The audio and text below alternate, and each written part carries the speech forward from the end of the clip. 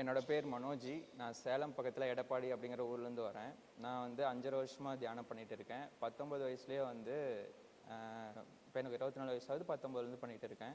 So 19க்கு முன்னாடி வந்து என்னோடய லைஃப் வந்து ஒரு பிடிப்பு இல்லாமல், ஒரு பயம், ஒரு பதற்றத்தோட அப்பா அம்மாக்கெல்லாம் அடங்கவே மாட்டேன். எப்போவுமே வந்து எனக்கு பிடிச்ச மாதிரி தான் இருப்பேன். அதுக்கப்புறம் நிறைய டைம் மாட்டியிருக்கேன்.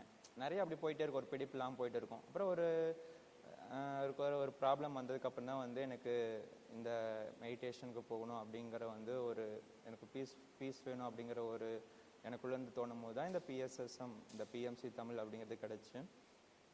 ஸோ இந்த 5.5 வருஷமாக வந்து நான் 19 வயசுலேயே எங்கள் மௌனத்துக்கு வந்திருக்கேன். ஏன்னா வந்து ஒரு 13 டைம் வந்து எங்கள் மௌனத்துக்கு வந்திருக்கேன். நான் 19 வயசில் வீட்டுக்கே தெரியாமல் யூனிஃபார்ம் வாங்கணும் அப்படின்னு அமௌண்ட் வாங்கிட்டு இங்கே மௌனத்துக்கு வந்தேன். ஸோ 3 days மௌனம் இருந்தேன்.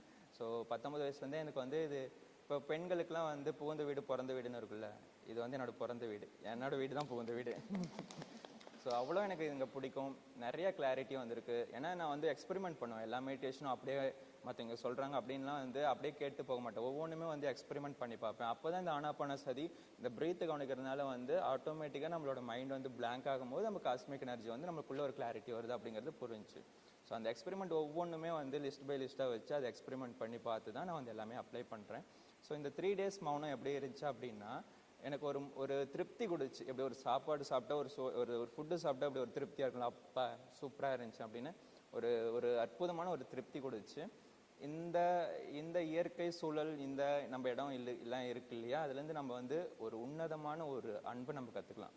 ஒரு பியூரிட்டி. ஒரு அம்மா ஒரு குழந்தைன்னா எப்படி அந்த அம்மா தன்னலமற்ற ஒரு அன்பை வந்து குழந்தைக்கு கொடுக்குறாங்க, அதுமாரி வந்து இந்த இடத்துல வரும்போது வந்தவங்களுக்கு எல்லாமே வந்து ஒரு பாகுபாடு இல்லாமல் இந்த இடம் வந்து அனைவருக்குமே சரிசமமாக வந்து நம்மளோட சக்திகளை வழங்கிட்டு இருக்கு. ஸோ அது மட்டும் இல்லாமல் உணவும் உங்களுக்கே தெரிஞ்சிருக்கும், ரொம்ப சூப்பராக இருந்திருக்கும். எல்லாமே நல்லா இருக்கு. ஸோ ஃபைனலாக வந்து நான் என்ன அவ்வளோதான் முடிச்சுக்கிறேன். ஃபைனலாக என்ன சொல்கிறேன் அப்படின்னா, எப்போ வேணாலும் நம்ம போயிடும் இல்லையா, எந்த நொடி வேணாலும் நம்ம போயிடுவோம். ஸோ யாருக்காக வாழணும்? நமக்காக மட்டும்தான் வாழணும். யாருக்காகவும் நம்மளோட வாழ்க்கையை விட்டுக்கவே கொடுக்கக்கூடாது. மற்றவங்க ஏதோ நினச்சிப்பாங்களோ, மற்றவங்க ஏதோ ஒன்று சொல்லுவாங்களோ அப்படின்னு வாழ்றனா அது வாழ்க்கை இல்லை. திரும்ப திரும்ப திரும்ப வந்துக்கிட்டே இருப்போம். ஸோ நமக்காக ஒரு ஆன்ம திருப்தியாக ஒரு அம்மா போல ஒரு அன்பு கருணையோட மற்றவங்களை வந்து ஒரு ஆன்மாவாக பார்த்து எல்லாத்துக்குமே வந்து நம்மளால முடிஞ்சதை கொடுக்கணும் அப்படிங்கிறத நான் கேட்டுக்கிறேன். ஸோ பத்ரிஜி சொன்ன மாதிரி தியான ஜெகத், பிரம்மி ஜெகத், சைவ ஜெகத் வர வரைக்கும் நம்ம எல்லாருமே வந்து ஓயாமல் நம்ம இந்த பணிகளை வந்து மிக மிக விரைவாக நம்ம வந்து பண்ண ஆரம்பிக்கணும். ஸோ நன்றி. Thank you sir.